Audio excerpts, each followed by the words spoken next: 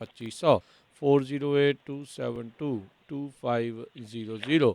Gender mortgage ਅਤੇ real estate ਵਾਲੇ ਘਰ ਖਰੀਦਣ ਵੇਚਣ ਦੀਆਂ ਸੇਵਾਵਾਂ ਦੇ ਨਾਲ home loans, commercial loans, agriculture loans ਦੇ ਲਈ ਕਾਲ ਕਰ ਸਕਦੇ ਹੋ। ਮੋਹਨ ਚੀਮਾ 5599052575।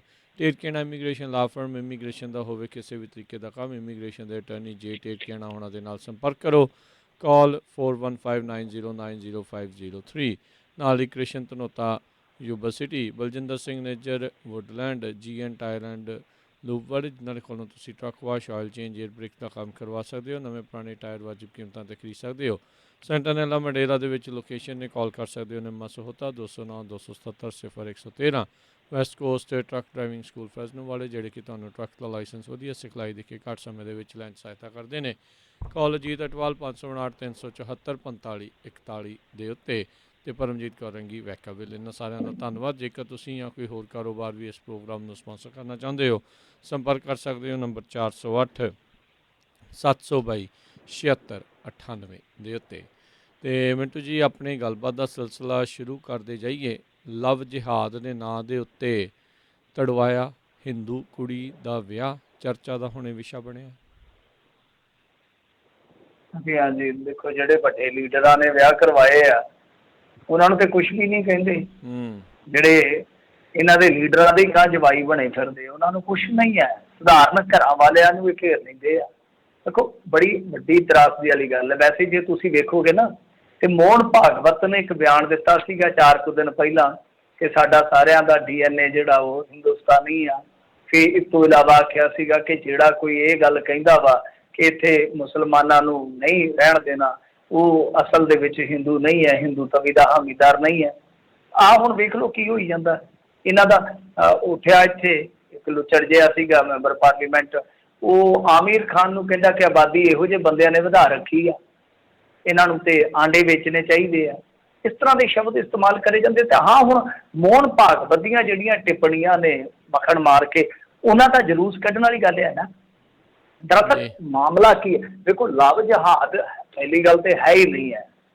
ਲਵ ਜਹਾਦ ਵਾਲਾ ਤੁਸੀਂ ਇੱਕ ਵੀ ਇੰਡੀਆ 'ਚੋਂ ਮਾਮਲਾ ਲੱਭਦੇ ਹੋ ਜਿਹਦੇ 'ਚੋਂ ਇਹਨਾਂ ਨੇ ਸਜ਼ਾ ਕਰਾਈ ਹੋਵੇ ਕਿਸੇ ਨੂੰ, ਇੱਕ ਵੀ। ਇਹ ਸੰਸਦ ਦੇ ਵਿੱਚ ਵੀ ਇਹਨਾਂ ਨੇ ਰਿਕਾਰਡ ਪੇਸ਼ ਕੀਤਾ ਸੀਗਾ ਕਿ ਅੱਜ ਤੱਕ ਕੋਈ ਸਾਬਤ ਨਹੀਂ ਹੋਇਆ। ਔਰ ਇਲਾਹਾਬਾਦ ਹਾਈ ਕੋਰਟ ਤੋਂ ਲੱਗ ਜਾਓ, ਕੋਲਕਾਤਾ ਹਾਈ ਕੋਰਟ ਤੱਕ ਸਾਰੀਆਂ ਕੋਰਟਾਂ ਨੇ ਆਖਿਆ ਕਿ ਜਿਹੜੇ ਬਾਲਗ ਆ ਭਾਈ, ਉਹਨਾਂ ਦੇ ਵਿਆਹ ਨਹੀਂ ਰੋਕੇ ਜਾ ਸਕਦੇ। ਜੇ ਕੋਈ ਕਰਾਉਣਾ ਚਾਹੁੰਦਾ ਹੈ, ਮਤਲਬ ਕਿ ਕੋਈ ਕਿਸੇ ਨੂੰ ਮਜਬੂਰ ਨਾ ਕਰੇ, ਧੱਕਾ ਨਾ ਕਰੇ, ਕੋਈ ਚੱਕਰ ਨਹੀਂ ਹੈਗਾ। ਸਾਰੀਆਂ ਕੋਰਟਾਂ ਨੇ ਮੋਹਰਾਂ ਲਾਈਆਂ। ਪਰ ਇਹਨਾਂ ਨੇ ਫਿਰ ਹੁਣ ਜਿਵੇਂ ਦੇਖੋ ਯੂਪੀ ਦਾ ਮਸਲਾ ਆ ਗਿਆ, ਹੁਣ ਇਹਨਾਂ ਨੇ ਸਾਰਾ ਕੁਛ ਹੈ ਜਿਹੜਾ ਉਹ ਇਸੇ ਰੰਗ 'ਚ ਰੰਗ ਦੇਣਾ। ਵੇਖੋ ਧਰਮ ਪਰਿਵਰਤਨ, ਲਵ ਜਹਾਦ, ਇਹ ਦੋ ਸ਼ਬਦ, ਕਿਉਂਕਿ ਹੁਣ ਪਾਕਿਸਤਾਨ ਤਾਂ ਯੂਪੀ 'ਚ ਵਾੜ ਨੂੰ ਰਹੇ, ਪਾਕਿਸਤਾਨ ਤਾਂ ਵਾੜ ਨਹੀਂ ਸਕਦੇ। ਹੁਣ ਜ਼ਿਆਦਾਤਰ ਤੇ ਇਹੀ ਚੱਲੂਗਾ ਨਾ ਕੰਮ। ਤਾਂ ਇਹਦੇ ਵਿੱਚ ਕੀ ਆ ਕਿ ਵੇਖੋ, ਇੱਕ ਤਾਂ ਚਲੋ ਆਪਾਂ ਉਹ ਵੀ ਮੰਨ ਲੈਂਦੇ ਹਾਂ ਕਿ ਕੋਈ ਬੰਦਾ ਧਰਮ ਲੁਕਾ ਕੇ ਕਿਸੇ ਕੁੜੀ ਨੂੰ ਇੱਦਾਂ ਭਰੋਸੇ 'ਚ ਲੈਂਦਾ, ਸ਼ਾਦੀ ਕਰਦਾ, ਫਿਰ ਉਸ ਤੋਂ ਬਾਅਦ ਪਤਾ ਲੱਗਦਾ, ਉਹ ਤੇ ਚਲੋ ਫਿਰ ਵੀ ਆਪਾਂ ਮੰਨਦੇ ਹਾਂ ਇੱਕ ਚੀਟਿੰਗ ਕਹਿ ਲਓ, ਇੱਕ ਫਰਾਡ ਕਹਿ ਲਓ, ਜਾਂ ਤਥਾ ਕਥਿਤ ਲਵ ਜਹਾਦ ਕਹਿ ਲਓ, ਕੁਛ ਵੀ ਕਹਿ ਲਓ। ਪਰ ਇੱਥੇ ਮਾਜਰਾ ਹੀ ਕੁਛ ਹੋ ਰਿਹਾ। ਮਾਜਰਾ ਕੀ ਆ, ਮੈਂ ਤੁਹਾਨੂੰ ਦੱਸਦਾ ਸੰਖੇਪ ਦੇ ਵਿੱਚ। ਦਰਅਸਲ ਕੀ ਹੈ ਕਿ ਇੱਕ ਪਰਿਵਾਰ ਸੀਗਾ, ਸੁਨਿਆਰਿਆਂ ਦਾ ਕੰਮ ਕਰਦਾ ਸੀਗਾ, ਸੁਨਿਆਰਾ ਪਰਿਵਾਰ ਆਪਾਂ ਆਖ ਸਕਦੇ ਹਾਂ। ਤੇ ਇਹ ਜਿਹੜਾ ਪਰਿਵਾਰ ਸੀਗਾ ਨਾਸਿਕ ਦੇ ਵਿੱਚ ਰਹਿੰਦਾ ਸੀਗਾ। ਅਸਲ ਦੇ ਵਿੱਚ ਇਹਨਾਂ ਦੀ ਇੱਕ ਲੜਕੀ 28 ਸਾਲ ਦੀ ਜਿਹੜੀ ਸੀਗੀ ਉਹ ਆ ਰਹੀ ਸੀਗੀ, ਮਤਲਬ ਕਿ ਸਰੀਰ ਪੱਖੋਂ ਅੰਗਹੀਣ ਸੀਗੀ। ਅੱਛਾ, ਕੋਈ ਆਪਦੀ ਕਮਿਊਨਿਟੀ 'ਚੋਂ ਮੁੰਡਾ ਤਿਆਰ ਨਹੀਂ ਹੋਇਆ। ਇਹਨਾਂ ਦਾ ਹਿੰਦੂ ਸੀ ਕੁੜੀ, ਕੋਈ ਮੁੰਡਾ ਉਹਦਾ ਸਾਕ ਲੈਣ ਵਾਸਤੇ, ਉਹਦਾ ਕੋਈ ਰਿਸ਼ਤਾ ਲੈਣ ਵਾਸਤੇ ਤਿਆਰ ਨਹੀਂ ਹੋਇਆ। ਅਖੀਰ ਮੁਸਲਮਾਨਾਂ ਦਾ ਮੁੰਡਾ ਸੀ, ਇਸੇ ਕੁੜੀ ਦਾ ਜਮਾਤੀ ਸੀ। ਉਹਨੇ ਆਖਿਆ ਮੈਂ ਕਰੂੰਗਾ ਸ਼ਾਦੀ ਇਹਦੇ ਨਾਲ। 28 ਵਰਿਆਂ ਦੀ ਹੋ ਗਈ ਸੀ ਤੇ ਉਹਨੂੰ ਚਿੰਤਾ ਹੁੰਦੀ ਹੈ ਨਾ, ਕੋਠੇ ਜਿੱਡੀ ਹੋ ਗਈ ਸੀ। ਤਾਂ ਉਹਨੇ ਆਖਿਆ ਮੈਂ ਕਰੂੰਗਾ ਸ਼ਾਦੀ। ਸ਼ਾਦੀ ਹੋ ਵੀ ਗਈ ਤੇ ਜੋ ਹੁੰਦਾ ਮੈਰਿਜ ਐਕਟ ਉਹਦੇ ਤਹਿਤ ਇਹਨਾਂ ਨੇ ਰਜਿਸਟਰਡ ਵੀ ਕਰਤੀ। ਮਤਲਬ ਕਿ ਕੁੜੀ ਦਾ ਧਰਮ ਨਹੀਂ ਬਦਲਿਆ ਗਿਆ, ਕੁੜੀ ਦਾ ਧਰਮ ਉਹੀ ਰਿਹਾ ਜਿਵੇਂ ਆਮ ਆਪਣੇ ਹੁੰਦਾ ਨਹੀਂ ਗਾ। ਕਈ ਵਾਰ ਹਿੰਦੂਆਂ ਦੀਆਂ ਬੱਚੀਆਂ ਸਿੱਖਾਂ 'ਚ ਜਾਂ ਸਿੱਖਾਂ ਦੀਆਂ ਬੱਚੀਆਂ ਹਿੰਦੂਆਂ 'ਚ ਚਲੇ ਜਾਂਦੀਆਂ, ਤਾਂ ਉਹ ਆਪੋ ਆਪਣੇ ਧਰਮ ਨੂੰ ਫੋਲੋ ਵੀ ਕਰੀ ਜਾਂਦੇ ਦੋਨੇ ਜੀ, ਕੋਈ ਸਮੱਸਿਆ ਨਹੀਂ ਆਉਂਦੀ। ਤਾਂ ਇਸੇ ਤਰ੍ਹਾਂ ਇਹਨਾਂ ਦੋਨਾਂ ਜੀਆਂ ਨੇ ਧਰਮ ਆਪੋ ਆਪਣਾ ਹੀ ਰੱਖਿਆ।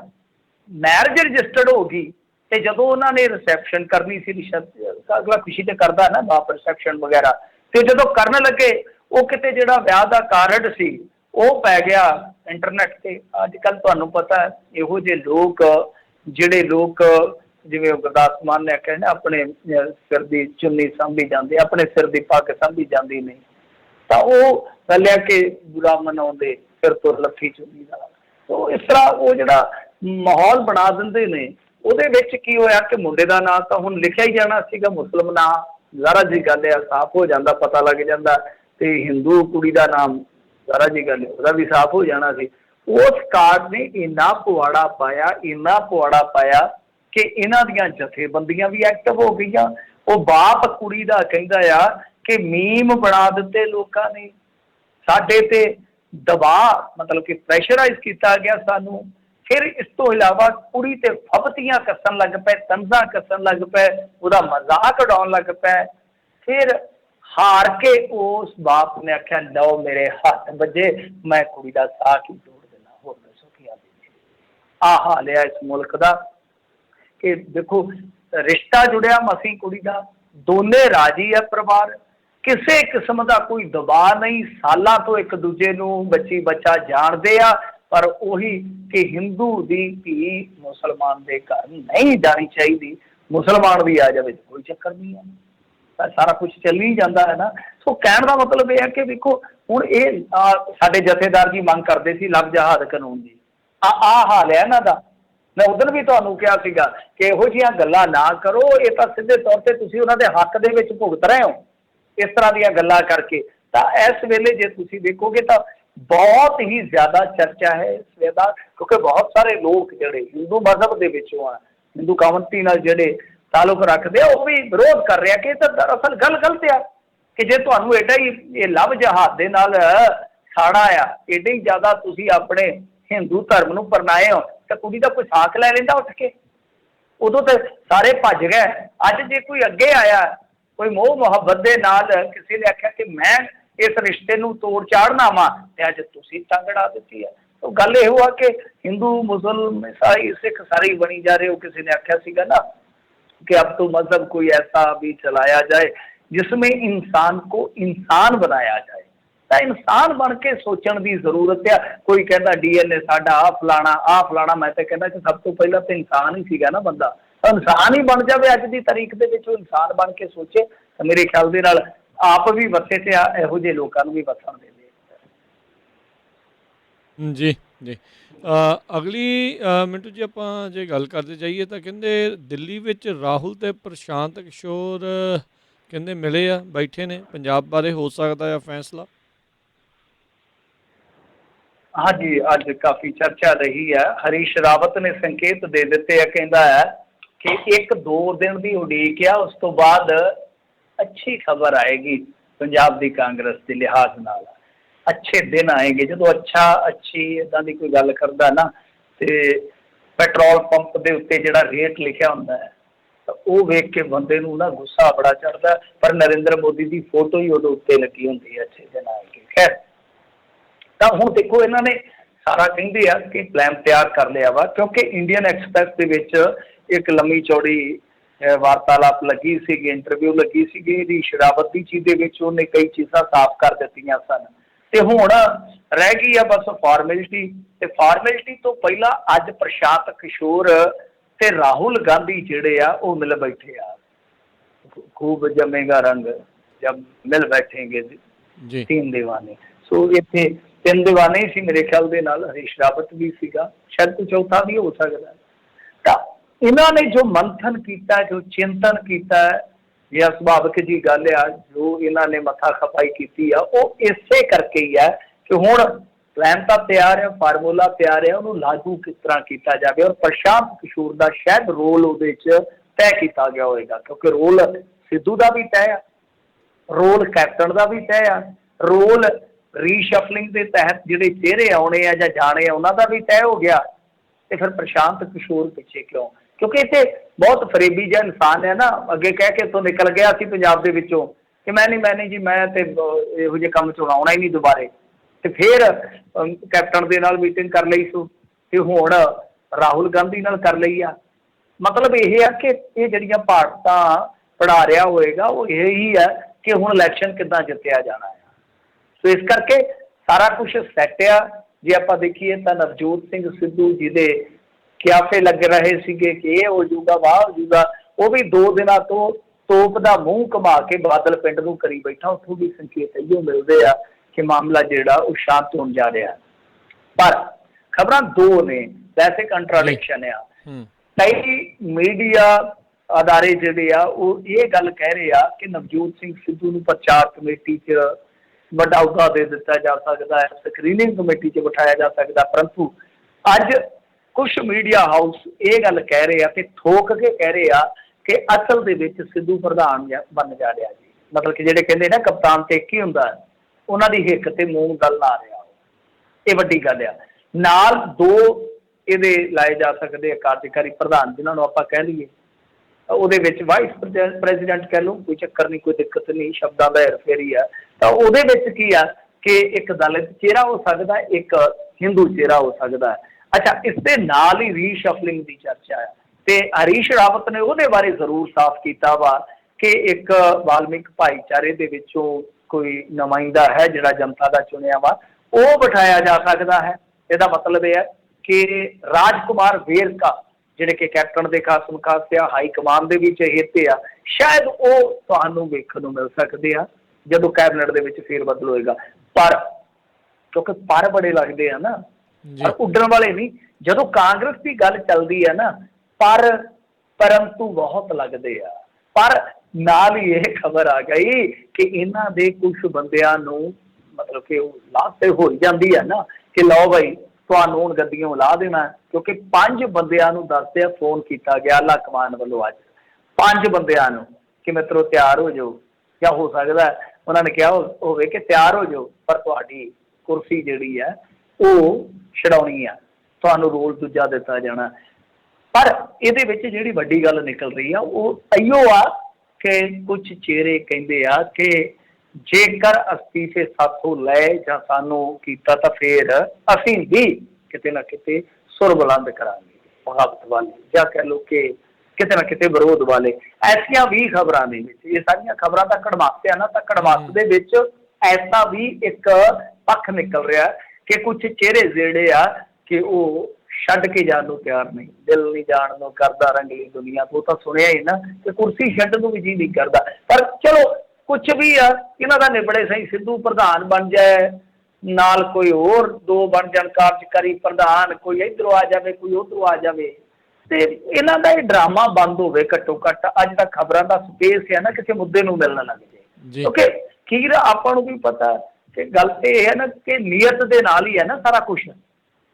ਇੱਕ ਨਾ ਪੰਜਾਬੀ ਚ ਕਹਾਵਤ ਆ, ਚੇਤੇ ਆ ਗਈ ਕਿ ਦਿਲ ਹਰਾਮੀ ਹੁਜਤਾ ਢੇਰ।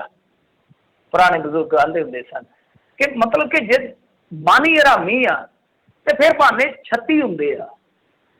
ਸਮਝਦੇ ਆ ਨਾ ਕਿ ਦਿਲ ਹਰਾਮੀ ਹੁਜਤਾਂ ਢੇਰ, ਕਿ ਜੇ ਤੁਸੀਂ ਕਰਨਾ ਹੀ ਕੱਖ ਨਹੀਂ ਹੈ ਫਿਰ ਕੁਰਸੀ ਤੋਂ ਸਰੀਰ ਬਦਲ ਵੀ ਜਾਣ, ਤਦਬੀਰ ਨਹੀਂ ਬਦਲਦੀ, ਤਕਦੀਰ ਨਹੀਂ ਬਦਲਦੀ, ਤਸਵੀਰ ਨਹੀਂ ਬਦਲਦੀ।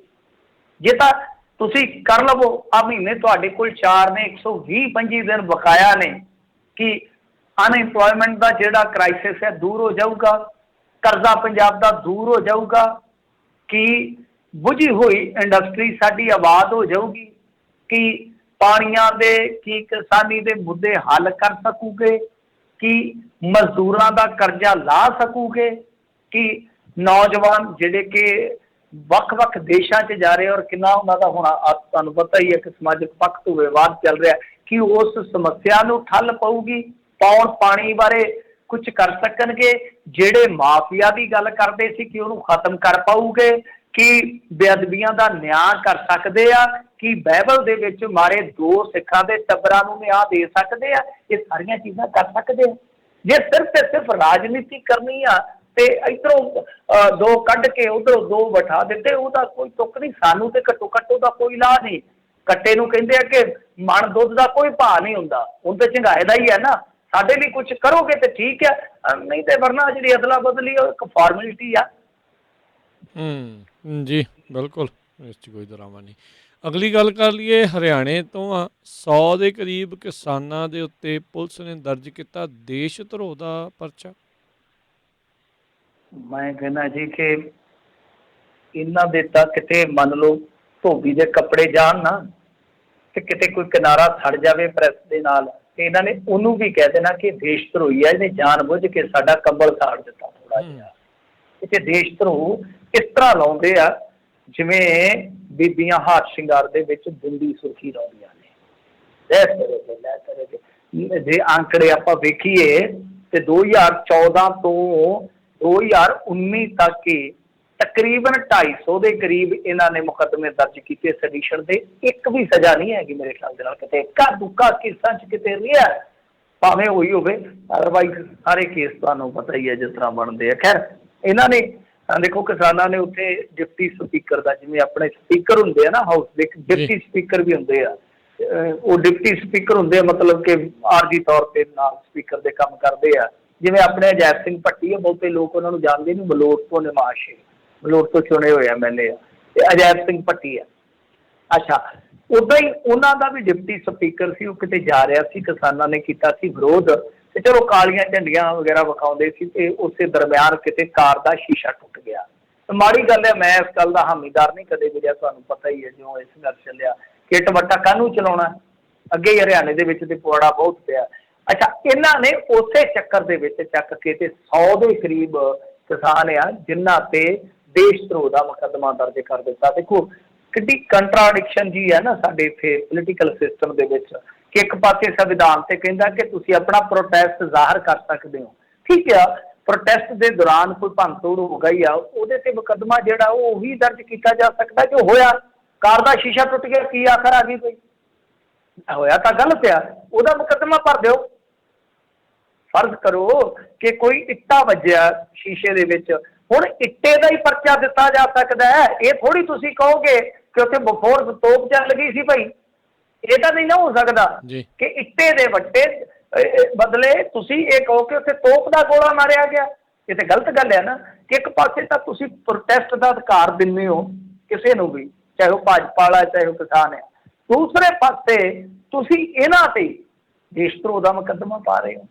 ਇਹ ਤਾਂ ਬਹੁਤ ਅਜੀਬੋ-ਗਰੀਬ ਦੀ ਗੱਲ ਹੈ। ਔਰ ਇਹਦੇ ਨਾਲ ਦੇਖੋ ਗੱਲ ਕੀ ਹੈ ਕਿ ਟੱਸਲ ਵੱਧ ਰਹੀ ਹੈ। ਅੱਜ ਤੁਸੀਂ ਦੇਖੋ ਸਾਡੇ ਪੰਜਾਬ ਦੇ ਵਿੱਚ ਇਹੋ ਕੁਛ ਹੋ ਰਿਹਾ, ਰਾਜਪੁਰਿਓਂ ਇਹਨਾਂ ਨੇ ਮੁਕੱਦਮਾ ਪਾ ਕੇ ਤੇ ਕਿਸਾਨ ਚੁੱਕ ਲਏ। ਜਿਵੇਂ ਹੀ ਕਿਸਾਨ ਚੁੱਕੇ, ਕਿਉਂਕਿ ਅਮਿਤ ਸ਼ਾਹ ਨੇ ਫੋਨ ਖੜਕਾਇਆ, ਇਹ ਸਿੱਧਾ ਤੁਹਾਨੂੰ ਮੈਂ ਕਹਾਂ ਤੇ ਇਸ ਵੇਲੇ ਕੇਂਦਰ ਸਰਕਾਰ ਦਾ ਸਖਤੀ ਵਾਲਾ ਰੌ ਨਜ਼ਰ ਆ ਰਿਹਾ ਹੈ। ਜਿਵੇਂ ਹੀ ਰਾਜਪੁਰੇ ਵਾਲਾ ਪ੍ਰਕਰਨ ਵਾਪਰਿਆ, ਨਾਲ ਦੀ ਨਾਲ ਦੇਖ ਲਓ ਕਿ ਕੈਪਟਨ ਜਿਹੜਾ ਆਪਣੇ MLAs ਨੂੰ ਨਹੀਂ ਮਿਲਦਾ, ਉਹ ਜਾ ਕੇ ਤੇ ਭਾਜਪਾ ਦੀ ਲੀਡਰਸ਼ਿਪ ਨੂੰ ਜੱਫੀਆਂ ਪਾਉਂਦਾ, ਤੇ ਨਾਲ ਦੀ ਨਾਲ ਪਰਚਾ ਦਰਜ ਕਰ ਦਿੱਤਾ ਜਾਂਦਾ। ਨਹੀਂ ਤਾਂ ਆਮ ਤੌਰ ਤੇ ਕਿਸਾਨਾਂ ਤੇ ਪੰਜਾਬ ਸਰਕਾਰ ਤੇ ਕਹਿੰਦੀ ਹੈ ਕਿ ਜਿਹੜੇ ਪਰਚੇ ਦਰਜ ਆ ਅਸੀਂ ਉਹ ਵੀ ਰੱਦ ਕਰਦੇ ਹਾਂ, ਤੇ ਇਹਨਾਂ ਨੇ ਪਰਚੇ ਦਰਜ ਕਰ ਦਿੱਤੇ, ਮਤਲਬ ਕਿ ਪ੍ਰੈਸ਼ਰ ਸੀਗਾ ਕਿਤੇ, ਤੇ ਕਿਸਾਨ ਵੀ ਕਿਤੇ ਕੱਲਦੇ ਆ। ਉਹਨਾਂ ਨੇ ਚੱਕ ਕੇ ਜਿਹੜਾ ਰਾਜਪੁਰਾ ਇੱਕ ਐਸਾ ਸ਼ਹਿਰ ਆ ਜਿੱਥੇ ਆ ਕੇ 3-4 ਹਾਈਵੇ ਇਕੱਠੇ ਹੁੰਦੇ ਆ, ਇੱਕ ਪੁਆਇੰਟ ਬਣਦਾ, ਉਹਨਾਂ ਨੇ ਚੱਕ ਕੇ ਬੰਦ ਕਰ ਦਿੱਤਾ। ਕੋਈ ਕਿਲੋਮੀਟਰ ਕਤਾਰਾਂ ਲੱਗ ਗਈਆਂ, ਤੇ ਉਸ ਤੋਂ ਬਾਅਦ ਉਹ ਸਾਰੇ ਦੇ ਸਾਰੇ ਕਿਸਾਨ ਇਹਨਾਂ ਨੇ ਰਿਹਾ ਕਰਵਾ ਲਏ। ਤਾਂ ਕਹਿਣ ਦਾ ਮਤਲਬ ਕਿ ਇਸ ਤਰ੍ਹਾਂ ਇੱਕ ਟੱਸਲਬਾਜ਼ੀ ਵੱਧ ਰਹੀ ਹੈ ਨਾ, ਟੱਸਲਬਾਜ਼ੀ ਵੱਧ ਰਹੀ ਹੈ। ਇੱਕ ਤਾਂ ਇਹ ਹੈ ਕਿ ਉਕਸਾਉਣ ਵਾਲੇ ਜਿਹੜੇ ਬਿਆਨ ਆ ਉਹ ਦਿੱਤੇ ਜਾਂਦੇ ਆ, ਜਿਵੇਂ ਅੱਜ ਅਰੁਣ ਨਾਰੰਗ ਨੇ ਕਹਿ ਦਿੱਤਾ ਕਿ ਤੁਸੀਂ ਰਾਜਨੀਤੀ 'ਚ ਆ ਜਾਓ, ਫਿਰ ਆਪਾਂ ਦੇਖ ਲੈਂਦੇ ਹਾਂ ਹਰਜੀਤ ਗਰੇਵਾਲ ਕਹਿੰਦਾ ਅਸੀਂ ਤੇ ਯਾਰ ਸਿਰ ਤੇ ਕਫਨ ਬੰਨੀ ਫਿਰਦੇ ਹਾਂ ਕਿਸੇ ਨੇ ਜਮਾਰੀ ਕੋਲੋਂ, ਕਿ ਨਹੀਂ ਆਪਾਂ ਤੇ ਗਨਮੈਨ ਨਾਲ ਬੰਨੀ ਫਿਰਦੇ ਹਾਂ, 36 ਕਫਨ ਕਾਹਦੇ ਆ। ਸੋ ਇਹੋ ਜਿਹੀਆਂ ਗੱਲਾਂ ਜਿਹੜੀਆਂ ਕਰਨੀਆਂ ਨੇ ਨਾ, ਉਹ ਵੀ ਕਿਤੇ ਨਾ ਕਿਤੇ ਟਸਲ ਨੂੰ ਵਧਾ ਰਹੀਆਂ। ਔਰ ਦੂਸਰਾ ਇਹ ਹੈ ਕਿ ਦੇਸ਼ ਧਰੋਹ ਦਾ ਜੇ ਮੁਕੱਦਮਾ ਦਰਜ ਕਰ ਦਿਓਗੇ, ਗਲਤ ਮੁਕੱਦਮੇ ਦਰਜ ਕਰੋਗੇ ਤਾਂ ਕਹਾਣੀ ਖਰਾਬ ਹੋਏਗੀ। ਇਹਦੇ ਨਾਲ ਕੋਈ ਗੱਲ ਸੰਵਰਨੀ ਨਹੀਂ ਹੈ। ਵੈਸੇ ਅੱਜ ਇੱਕ ਮੈਂ ਹੋਰ ਬਿਆਨ ਕੋਟ ਕਰ ਦਿੰਦਾ ਤੁਹਾਨੂੰ, ਉਹ ਹੈ ਯੋਗੀ ਆਦਿੱਤਿਆਨਾਥ ਦਾ। ਉਹਨੇ ਵੀ ਕਿਸਾਨੀ ਸੰਘਰਸ਼ ਤੇ, ਜਿਹੜਾ ਕਿ ਆਮ ਤੌਰ ਤੇ ਯੋਗੀ ਚੁੱਪ ਸੀਗਾ, ਤੁਹਾਨੂੰ ਪਤਾ ਨਾ ਮੋਦੀ ਤੇ ਯੋਗੀ ਦਾ ਕਲੇਸ਼ ਚੱਲ ਰਿਹਾ ਸੀਗਾ, ਤੇ ਉਹਨੂੰ ਇਹ ਸੀਗਾ ਕਿ ਬਦਨਾਮ ਹੋਣ ਦਿਓ ਮੋਦੀ ਨੂੰ, ਯੋਗੀ ਇਹੀ ਸੋਚ ਰਿਹਾ ਸੀਗਾ। ਪਰ ਅੱਜ ਉਹਨੇ ਕਿਹਾ, ਕਹਿੰਦਾ ਕਿ ਕਿਸਾਨ ਅੰਦੋਲਨ ਕਮਜ਼ੋਰ ਪੈ ਗਿਆ, ਬਾਗਪਤ ਨੂੰ ਛੱਡ ਪੂਰੇ ਵੈਸਟਰਨ ਯੂਪੀ ਦੇ ਵਿੱਚ ਭਾਰਤੀ ਜਨਤਾ ਪਾਰਟੀ ਜਿੱਤੀ ਹੈ। ਮਤਲਬ ਕਿ ਕਿਸਾਨਾਂ ਦਾ ਅੰਦੋਲਨ ਅਸਰਕਾਰਕ ਸਾਬਤ ਨਹੀਂ ਹੋ ਰਿਹਾ। ਹਾਲਾਂਕਿ ਕਿਵੇਂ ਜਿੱਤੀ ਆ ਭਾਜਪਾ ਉਹ ਅਸੀਂ ਵੇਖੀ ਆ, ਬੁੜੀਆਂ ਦੀਆਂ ਸਾੜੀਆਂ ਖਿੱਚੀਆਂ ਗਈਆਂ, ਪੱਤਰਕਾਰ ਕੁੱਟੇ ਗਏ, ਕੁੱਟ ਕੇ ਅਗਲੇ ਦਿਨ ਉਹਨਾਂ ਨੂੰ ਲੱਡੂ ਵੀ ਖਿਲਾਏ ਗਏ, ਕਿਹੜਾ ਗੰਦਾ ਕੰਮ ਹੈ ਜਿਹੜਾ ਤੁਸੀਂ ਉੱਥੇ ਨਹੀਂ ਜੇ ਕਰਨ ਹੈ। ਅੱਛਾ, ਦੂਜੀ ਗੱਲ ਜਿਹੜੀ ਇਹਨੇ ਕਹੀ ਆ, ਉਹ ਕਹਿੰਦਾ ਕਿ ਹਰ ਪੱਧਰ ਤੇ ਇਹਨਾਂ ਨੂੰ ਸੰਤੁਸ਼ਟ ਕਰਨ ਦਾ ਯਤਨ ਕੀਤਾ, ਪਰ ਜਦੋਂ ਕਿਸਾਨ ਏਜੰਡੇ ਦਾ ਹਿੱਸਾ ਹੀ ਨਾ ਹੋਣ ਤੇ ਕਿਸਾਨੀ ਦੇ ਮੋਢੇ ਤੇ ਬੰਦੂਕ ਰੱਖ ਕੇ ਸਰਕਾਰ ਤੇ ਹਮਲਾ ਕਰਨ ਦਾ ਇੱਕ ਯਤਨ ਹੋਵੇ, ਜਦੋਂ ਇਸ ਦੇ ਪਿੱਛੇ ਵਿਦੇਸ਼ੀ ਪੈਸਾ ਲੱਗਾ ਹੋਵੇ, ਤਦ ਇਸ ਕਿਸਮ ਦੀ ਸਥਿਤੀ ਆਉਂਦੀ ਹੈ। ਦੇਖੋ ਉਹ ਕਿੰਨੀ ਵੱਡੀ ਗੱਲ ਕਹਿ ਗਿਆ, ਕਹਿੰਦਾ ਹੈ ਕਿ ਵਿਦੇਸ਼ੀ ਪੈਸਾ ਮਤਲਬ ਕਿ ਫੋਰਨ ਫੰਡਿੰਗ, ਤੇ ਬੰਦਾ ਪੁੱਛੇ ਛੁੱਟੇ ਹੋ ਤੁਸੀਂ, ਫੜ ਲਓ ਜੇ ਕੋਈ ਫੋਰਨ ਫੰਡਿੰਗ ਗਲਤ ਤਰੀਕੇ ਨਾਲ ਹੁੰਦੀ ਹੈ। ਖੈਰ ਇਹ ਜਿਹੜੇ ਮੈਂ ਬਿਆਨ ਕੋਟ ਕਰ ਰਿਹਾ, ਇੱਥੋਂ ਕਿਤੇ ਨਾ ਕਿਤੇ ਨਜ਼ਰ ਆ ਰਿਹਾ ਕਿ ਦੇਖੋ RSS ਦੀਆਂ ਬੈਠਕਾਂ ਹੋ ਰਹੀਆਂ ਨੇ, ਮੁਸਲਸਲ ਚਰਚਾ ਹੋ ਰਹੀ ਆ। ਯੂਪੀ ਦਾ ਇਲੈਕਸ਼ਨ ਇੱਕ ਤਰ੍ਹਾਂ ਨਾਲ ਕਹਿ ਲਓ ਕਿ ਭਾਰਤੀ ਜਨਤਾ ਪਾਰਟੀ ਵਾਸਤੇ ਜੀਣ ਮਰਨ ਦਾ ਸਵਾਲ ਬਣਿਆ ਪਿਆ ਕਿ ਜੇ ਇੱਥੋਂ ਨਾ ਜਿੱਤੇ ਤੇ ਫਿਰ ਸਮਝ ਲਓ ਗਾ ਉੱਥੋਂ ਵੀ ਨਹੀਂ ਜਿੱਤਿਆ ਜਾਣਾ, ਭਾਵ ਦਿੱਲੀ ਤੋਂ ਵੀ ਨਹੀਂ ਜਿੱਤਿਆ ਜਾਣਾ। ਸੋ ਇਸ ਕਰਕੇ ਬਹੁਤ ਸ਼ਿੱਦਤ ਦੇ ਨਾਲ ਕੰਮ ਕਰ ਰਹੇ ਆ। ਤਾਂ ਕਿਸਾਨ ਜਥੇਬੰਦੀਆਂ ਨੂੰ ਉਹਨੂੰ ਵੇਖਣਾ ਪਊਗਾ ਕਿ ਭਾਈ ਕਿਸ ਤਰ੍ਹਾਂ ਸਟ੍ਰੈਟਜੀ ਜਿਹੜੀ ਆ ਉਹ ਆਪਣਾ ਅੱਗੇ ਬਦਲ ਕੇ ਚੱਲ ਸਕਦੇ, ਅੰਦੋਲਨ ਚਲਾ ਸਕਦੇ। ਦੂਜੀ ਗੱਲ ਕਿ ਦੇਖੋ ਇਹ ਦੇਸ਼ ਧਰੋਹ ਦੇ ਮੁਕੱਦਮੇ ਤੋਂ ਮੈਂ ਗੱਲ ਸ਼ੁਰੂ ਕੀਤੀ ਸੀ, ਇੱਥੇ ਹੀ ਖਤਮ ਕਰ ਦੇਣਾ ਕਿ ਇਹਨਾਂ ਦੇ ਬੰਦੇ ਜੋ ਮਰਜ਼ੀ ਕਹੀ ਜਾਣ, ਗੋਲੀ ਮਾਰੋ, ਮਤਲਬ ਕਿ ਉਹ ਵੇਖੋ ਅੱਗੇ ਹੁਣ ਮੈਂ ਕਹਿ ਨਹੀਂ ਸਕਦਾ ਇਹਨਾਂ ਦੇ ਮੰਤਰੀ ਦੇ ਸਾਹਮਣੇ ਕਿਸ ਤਰ੍ਹਾਂ ਦੇ ਨਾਰੇ ਲੱਗਦੇ ਸੀ, ਦੇਸ਼ ਕੇ ਗਦਾਰੋਂ ਕੋ ਗੋਲੀ ਮਾਰੋ। ਹੁਣ ਗੱਲ ਕੀ ਹੈ ਕਿ ਉੱਥੇ ਕੁਛ ਕਾਰਵਾਈ ਨਹੀਂ ਹੁੰਦੀ। ਇਹਦਾ ਉਹ ਭਾਰਤੀ ਜਨਤਾ ਪਾਰਟੀ ਦਾ, ਆਮ ਆਦਮੀ ਪਾਰਟੀ ਵਾਲਿਆਂ ਦਾ ਸਾਬਕਾ ਇਨਕਲਾਬ ਉਹ ਜਿਹੜਾ ਹੈਗਾ ਕਪਿਲ ਕਪਲ, ਉਹਨੇ ਕੀ ਕੀਤਾ ਸੀ, ਮਿਸ਼ਰੇ ਨੇ कोई वो मुकदमा नहीं, वो गलते हुए ना इस शहर में चलती है हवा और तरह की जुर्म और तरह के सजा और तरह की। सो कहने का भाव यह है कि देखो सैडिशन के केस इन्हों पर लग रहे हैं किसानों से, जबकि असल दे विच देश धरोह का मुकदमा मैनू लगता कि एडी छेती नहीं बनाया जाना चाहिए। जे तुम 124 इनू देखोगे, थोड़ा जिहा टाइम मैं तुहाडा ले लेना, समा ले लेना, 124 जे देखोगे तुसीं 1860 ਦੇ ਵਿੱਚ ਗੋਰੇ ਲੈ ਕੇ ਆਏ ਤੇ 70 ਦੇ ਵਿੱਚ ਇਹਨਾਂ ਨੇ IPC ਚ ਇਹਨੂੰ ਇਨਕਲੂਡ ਕਰ ਲਿਆ ਤੇ ਸਭ ਤੋਂ ਪਹਿਲਾ ਮੁਕੱਦਮਾ ਹੋਇਆ ਸੀ ਮਹਾਤਮਾ ਗਾਂਧੀ ਦੇ ਯੰਗ ਇੰਡੀਅਨ ਤੇ ਰਸਾਲੇ ਤੇ। ਤਾਂ ਇਹਦੀ ਪਰਿਭਾਸ਼ਾ ਤੇ ਇਹੋ ਆ ਕਿ ਜੇ ਕੋਈ ਮੰਨ ਲਓ ਸਰਕਾਰ ਦੇ ਖਿਲਾਫ ਕਾਰਵਾਈ ਇਸ ਤਰ੍ਹਾਂ ਦੀ ਕਰਦਾ ਹੈ ਕਿ ਕੋਈ ਸਮੱਗਰੀ ਲਿਖਦਾ ਬੋਲਦਾ ਜਾਂ ਐਸੀ ਸਮੱਗਰੀ ਦਾ ਸਮਰਥਨ ਕਰਦਾ ਜਾਂ ਜਿਹੜੇ ਰਾਸ਼ਟਰੀ ਚਿੰਨ੍ਹ ਹੈ ਉਹਨਾਂ ਦਾ ਅਪਮਾਨ ਕਰਦਾ, ਸੰਵਿਧਾਨ ਨੂੰ ਨੀਚਾ ਦਿਖਾਉਣ ਦਾ ਯਤਨ ਕਰਦਾ, ਤਾਂ ਉਹਨੂੰ ਮਤਲਬ ਕਿ ਸੈਡੀਸ਼ਨ ਦੇ ਤਹਿਤ ਸਜ਼ਾ ਹੋ ਸਕਦੀ। ਪਰ 1962 ਦੇ ਵਿੱਚ ਇੱਕ ਕੇਦਾਰਨਾਥ ਦਾ ਕੇਸ ਆਇਆ ਸੀ, ਉਹਨੂੰ ਸਟੇਟ ਵਰਸਸ ਕੇਦਾਰਨਾਥ ਦਾ ਕੇਸ ਕਹਿੰਦੇ, ਜੋ ਕਿ ਮੀਲ ਪੱਥਰ ਹੈ। ਤਾਂ ਉੱਥੇ ਸੁਪਰੀਮ ਕੋਰਟ ਨੇ ਸੁਣਵਾਈ ਕੀਤੀ ਸੀ। ਸੁਣਵਾਈ ਕਰਦਿਆਂ ਕਿਹਾ ਕਿ ਨਹੀਂ, ਇਹਦਾ ਮਤਲਬ ਇਹ ਨਹੀਂ ਕਿ ਕੋਈ ਪ੍ਰੋਟੈਸਟ ਕਰ ਰਿਹਾ, ਕੋਈ ਆਲੋਚਨਾ ਕਰ ਰਿਹਾ, ਇਹਦਾ ਮਤਲਬ ਇਹ ਨਹੀਂ ਕਿ ਉਹ ਦੇਸ਼ ਧਰੋਹੀ ਹੈ। ਇਹਦੀ ਵਿਆਖਿਆ ਬਦਲੀ ਗਈ। ਤਾਂ ਖੈਰ, ਤਾਂ ਇੱਥੇ ਤਾਂ ਵਿਆਖਿਆ ਤੁਹਾਨੂੰ ਪਤਾ ਹੀ ਆ, ਸਾਰੀ ਵਿਆਖਿਆ ਜਿਹੜੀ ਆ ਉਹ ਭਾਖਿਆ ਹੀ ਬਣੀ ਪਈ ਆ, ਕੁਛ ਵੀ ਨਹੀਂ ਸਮਝ ਆ ਰਿਹਾ ਕੀ ਬਣੇਗਾ ਕੀ ਨਹੀਂ ਬਣੇਗਾ। ਪਰੰਤੂ ਦਿਲਚਸਪ ਗੱਲ ਇਹ ਆ ਕਿ ਅੱਜ UK ਦੇ ਵਿੱਚੋਂ ਇਹ ਕਾਨੂੰਨ ਖਤਮ ਕਰ ਦਿੱਤਾ ਗਿਆ, ਸਾਡੇ ਅੱਜ ਵੀ ਇੱਥੇ ਹੈਗਾ, ਸਾਡੇ ਅੱਜ ਵੀ ਬਰਕਰਾਰ ਹੈ। ਜਦ ਕਿ ਖੁਦ ਜਵਾਹਰ ਲਾਲ ਨਹਿਰੂ ਨੇ ਤਕਰੀਬਨ ਲਾ ਲਓ ਕਿ ਜਦੋਂ ਇੱਕ ਸੰਵਿਧਾਨ ਹੋਂਦ 'ਚ ਆਇਆ ਉਸ ਟਾਈਮ ਇਹਨੂੰ ਮਗਰੋਂ ਲਾਉਣ ਦੀ ਵਕਾਲਤ ਕੀਤੀ ਸੀ ਕਿ ਇਹਨੂੰ ਛੱਡੋ ਖਹਿੜਾ। ਪਰ ਹਾਲੇ ਵੀ ਇੱਕ ਬਹੁਤ ਵੱਡੀ ਧਿਰ ਆ ਜਿਹੜੀ ਇਹ ਕਹਿੰਦੀ ਹੈ ਕਿ ਇਹਨੂੰ ਪਾਸੇ ਕਰਨ ਦੀ ਜ਼ਰੂਰਤ ਹੈ, ਅੰਗਰੇਜ਼ਾਂ ਦਾ ਕਾਨੂੰਨ ਆ। ਪਰ ਕੁਛ ਲੋਕ ਆ ਜਿਹੜੇ ਨੂੰ ਟੂਲ ਵਜੋਂ ਵਰਤਦੇ ਆ, ਉਹ ਕਹਿੰਦੇ ਕਿ ਨਹੀਂ ਰੱਖਣਾ ਚਾਹੀਦਾ, ਕੰਮ ਆਉਂਦਾ ਹੈ। ਜੀ ਜੀ, ਅਗਲੀ ਗੱਲ ਕਰ ਲਈਏ। ਰਾਮ ਰਹੀਮ ਦੀ ਕਹਿੰਦੇ ਫੇਰ ਵਿਗੜ ਗਈ ਆ ਸਿਹਤ, ਏਮਜ਼ ਲਿਆਂਦਾ ਗਿਆ ਇਹਨੂੰ।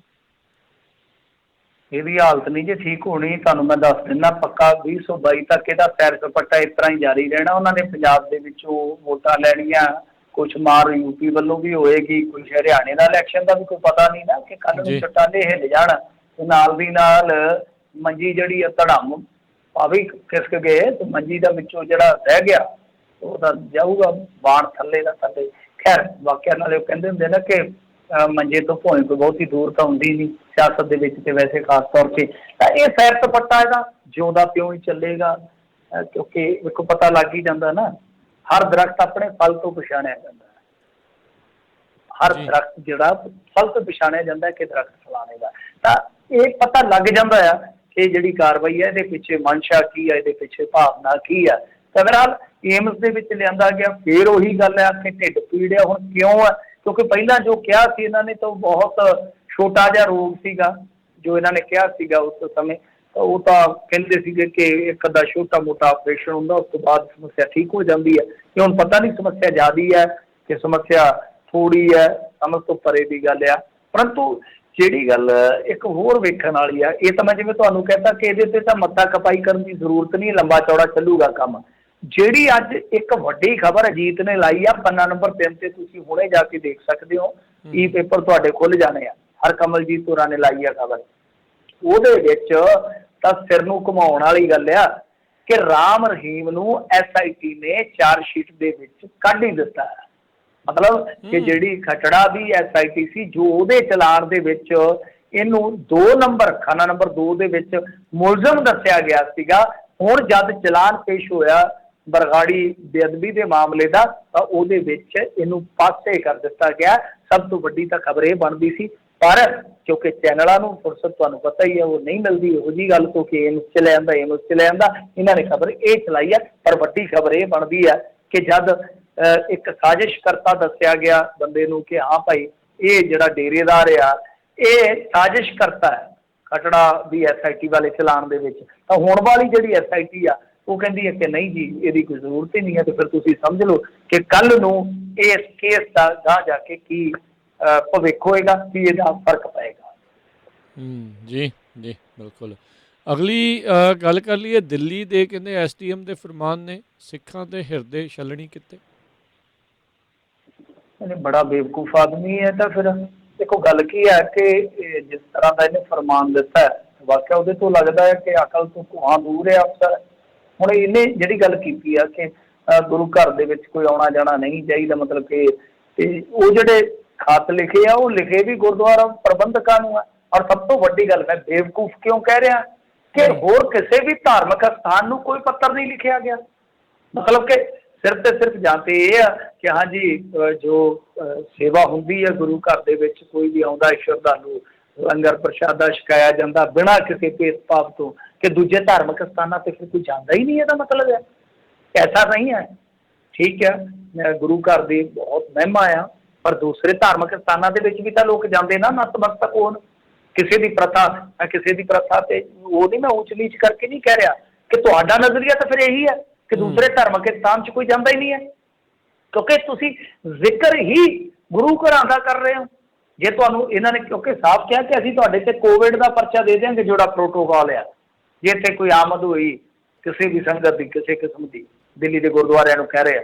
ਪਰੰਤੂ ਗੱਲ ਇਹ ਆ ਕਿ ਕੀ ਦੂਸਰੇ ਧਾਰਮਿਕ ਸਥਾਨਾਂ ਦੇ ਵਿੱਚ ਆਦਮ ਨਹੀਂ ਜਾਂਦਾ, ਕਿ ਉੱਥੇ ਫਿਰ ਬਿਮਾਰੀ ਨਹੀਂ ਪਹੁੰਚ ਪਾਏਗੀ। ਔਰ ਕਮਾਲ ਦੀ ਗੱਲ ਕਿ ਹਿਲ ਸਟੇਸ਼ਨ ਤਾਂ ਭਰੇ ਪਏ ਆ, ਉੱਥੇ ਤੇ ਜਾਮ ਲੱਗਣ ਡਏ ਆ, ਲੋਕ ਤੇ ਇੰਜੋਏ ਕਰਨ ਡਏ ਆ, ਬਾਜ਼ਾਰਾਂ 'ਚ ਉੱਥੇ ਹੋਟਲ ਨਹੀਂ ਮਿਲਦੇ ਪਏ। ਇੱਧਰ ਹਿਮਾਚਲ ਬੰਨੀ ਵੈਸੇ ਤੇ ਬੱਦਲ ਫਟ ਗਿਆ, ਚਲੋ ਦੁਆ ਕਰਦੇ ਆ ਹਿਮਾਚਲੀ ਭੈਣ ਭਰਾ ਠੀਕ ਹੋਣ।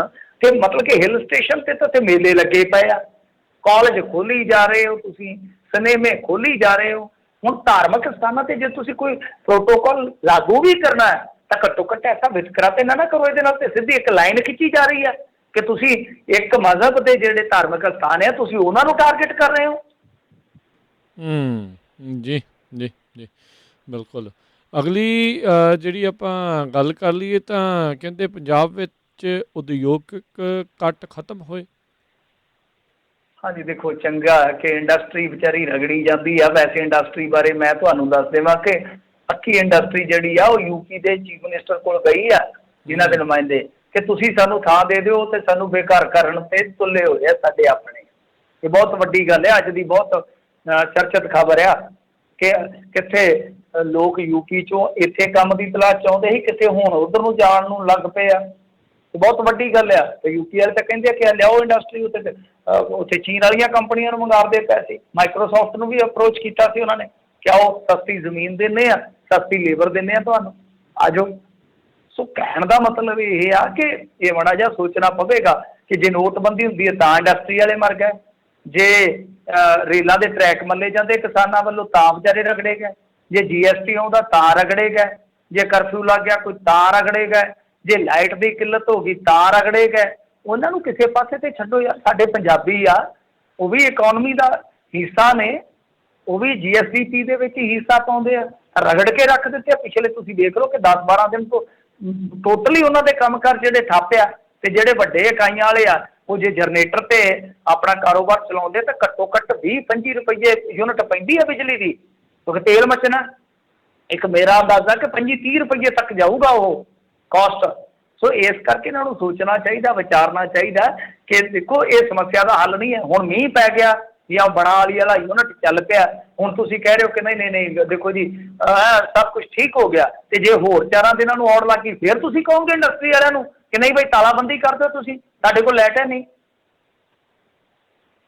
ਜੀ ਜੀ।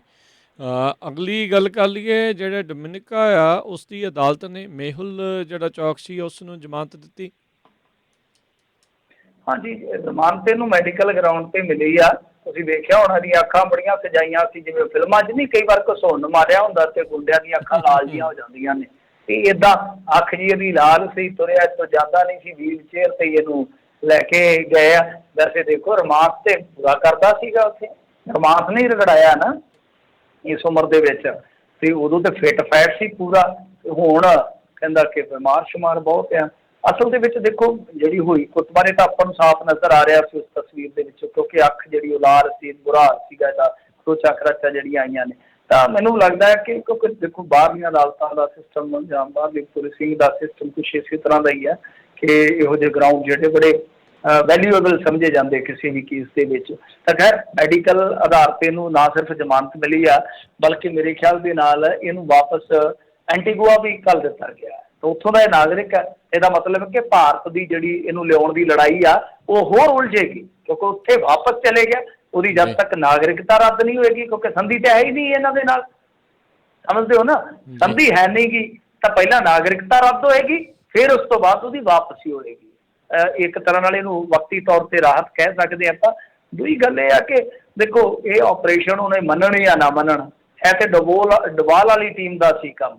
ਜਿਸ ਤਰ੍ਹਾਂ ਇਹਨੂੰ ਹਨੀ ਟਰੈਪ ਦੇ ਵਿੱਚ ਫਸਾਇਆ ਗਿਆ, ਇਹ ਜਿਸ ਤਰ੍ਹਾਂ ਇਹਦੀ ਘਰ ਵਾਲੀ ਨੇ ਵੀ ਕਿਹਾ ਕਿ ਹਨੀ ਟਰੈਪ ਲਾਇਆ ਗਿਆ, ਜਿਸ ਤਰ੍ਹਾਂ ਸਾਰਾ ਕੁਛ ਕੀਤਾ ਗਿਆ, ਮਤਲਬ ਉਦੋਂ ਇਹ ਵੀ ਮੱਛਰਿਆ ਸੀਗਾ, ਹੁਣ ਤੇ ਕਹਿੰਦਾ ਮੈਂ ਬਿਮਾਰ ਸ਼ਮਾਰਿਆ, ਤੇ ਉਹਨਾਂ ਨੇ ਚੁੱਕ ਕੇ ਮਾਰਿਆ ਇਹਨੂੰ ਇੱਥੇ ਕਿ ਇਹਨੂੰ ਇੱਥੋਂ ਕੱਢੋ ਜਿੱਥੇ ਇਹਦੀ ਨਾਗਰਿਕਤਾ ਹੈਗੀ ਆ। ਸੋ ਇਹ ਲੱਗਦਾ ਹੈ, ਨਜ਼ਰ ਇਹ ਆ ਰਿਹਾ, ਕਿਉਂਕਿ ਪਹਿਲਾਂ ਤੇ ਚਰਚਾ ਸੀ, ਇਲਜ਼ਾਮ ਸੀ, ਪਰ ਹੁਣ ਇਸ ਤਰ੍ਹਾਂ ਜਾਪਦਾ ਕਿਉਂਕਿ ਕੁੱਟਮਾਰ ਜਿਹੜੀ ਹੋਈ ਆ, ਕੋਈ ਜਾਂ ਤਾਂ ਉਹ ਦੋਸ਼ ਲਾਉਂਦਾ ਕਿ ਪੁਲਿਸ ਨੇ ਕੁੱਟਮਾਰ ਕੀਤੀ ਆ ਜਾਂ ਕੋਈ ਹੋਰ ਕਰ ਗਿਆ, ਉਹ ਤੇ ਜਿਹੜੀ ਗੱਲ ਕਹਿੰਦਾ ਹੈ ਤੇ ਵਾਕਈ ਲੱਗਦਾ ਕਿ ਉਹ ਕਿ ਕੁਛ ਨਾ ਕੁਛ ਗੜਬੜ ਹੈ, ਉਸ ਥਿਊਰੀ ਨੂੰ ਬਲ ਮਿਲਿਆ ਇਸ ਚੀਜ਼ ਦੇ ਨਾਲ। ਵਾਕਈ ਜੀ। ਤੇ ਮਿੰਟੂ ਜੀ ਬਹੁਤ ਬਹੁਤ ਸ਼ੁਕਰੀਆ ਕਰਦੇ ਹਾਂ, ਤੁਸੀਂ ਸਾਡੇ ਨਾਲ ਜੁੜੇ ਇਹਨਾਂ ਖਬਰਾਂ ਬਾਰੇ ਜਾਣਕਾਰੀ ਦਿੱਤੀਆਂ। ਮਿਲਦੇ ਹਾਂ ਜੀ ਅਗਲੀ ਵਾਰ, ਧੰਨਵਾਦ, ਸਤਿ ਸ਼੍ਰੀ ਅਕਾਲ। ਸਤਿ ਸ੍ਰੀ ਅਕਾਲ ਜੀ। ਤੇ ਸੋਚੋ ਇੱਥੇ ਹੀ ਸਾਡਾ ਅੱਜ ਦਾ ਪ੍ਰੋਗਰਾਮ ਹੁਣ ਸਮਾਪਤ ਹੈ। ਮਿਲਦੇ ਅਗਲੀ ਵਾਰ ਤੋਂ। ਅਗਲੀ ਮੇਰੇ ਵੱਲੋਂ ਵੀ ਸਭ ਨੂੰ ਸਤਿ ਸ਼੍ਰੀ ਅਕਾਲ। ਸੁਣਦੇ ਰਹੋ ਪੰਜਾਬੀ ਰੇਡੀਓ USA।